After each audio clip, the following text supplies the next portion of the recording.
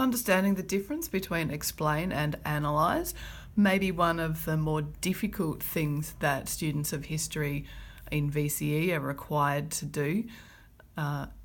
Analysing is a deeper and more complex form of presenting information. It's not simply presenting ideas, but it's exploring the background behind those ideas. And unfortunately, one of the reasons it gets complicated is we say that you need to explain things in more detail when you analyse, which is kind of unhelpful. So I'm hoping this example will give you an idea of the difference between explain and analyse. So we're using the same question, analyse how Hitler came to power, and I'm going to use the same three reasons that I used to demonstrate explain. So firstly, the Treaty of Versailles. Again, I'm going to go in chronological order. So the Treaty of Versailles, which made many Germans angry because, and this is where we start to get a difference between explain and analyse.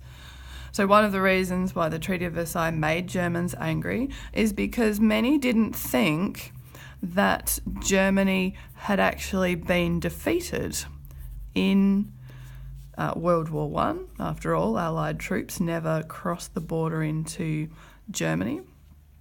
And they also thought that it was a diktat, that is, a dictated peace, because the Germans weren't involved in developing the Treaty of Versailles. When Hitler then comes on the scene and he is against the Treaty of Versailles, he promises to basically go against all of the provisions of the Treaty of Versailles, and he isn't tainted in the signing of the treaty. As some members of the Weimar government were. So this then leads to Hitler being in charge.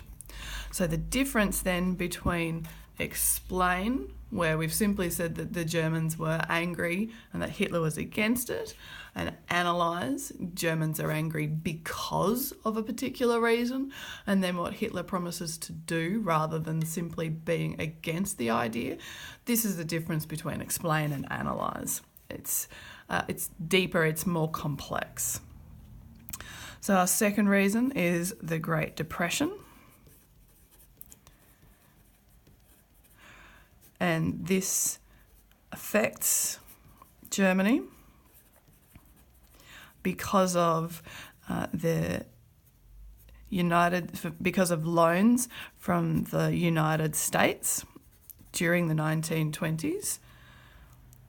But in 1929, 1930, those loans are recalled because of the effects of the Great Depression in the USA.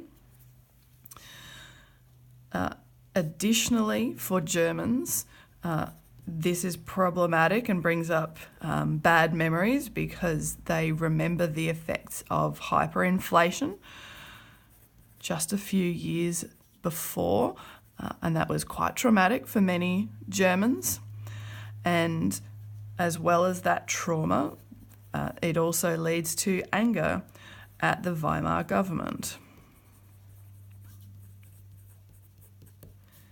All of this contributes to the fact that when Hitler is promising economic renewal, that sounds like a great idea to many people in Germany, which then can contribute to Hitler being in charge. So again, the difference between explain, where we simply said the Germans were disappointed with the Weimar government, Hitler promises change. In Analyse, we've explored in more detail the issues of the Great Depression, And rather than just saying change, we've said that Hitler is promising economic renewal. So we're being more specific as well. Thirdly, Hindenburg appointing Hitler as Chancellor.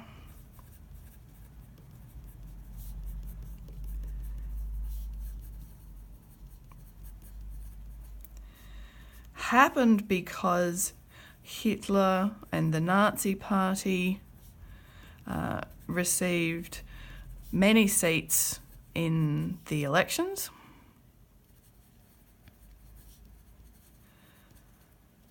So they had democratic legitimacy.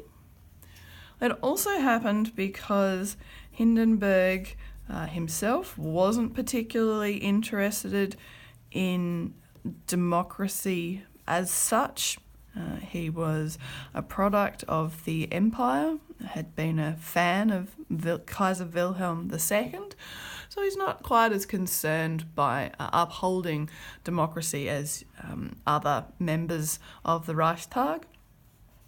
And finally, Hindenburg and others believe that they can control Hitler.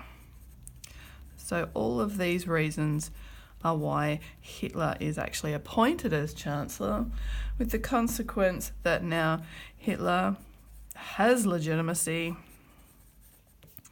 and power, which then leads to Hitler being in charge. And again, to compare, explain with Analyse, you can see that we've got much more detail, much more complexity in our answer about analysing. The third way that historians or students of history in VCE are often asked to explore issues in history is by using the verb evaluate, which will be in the next video.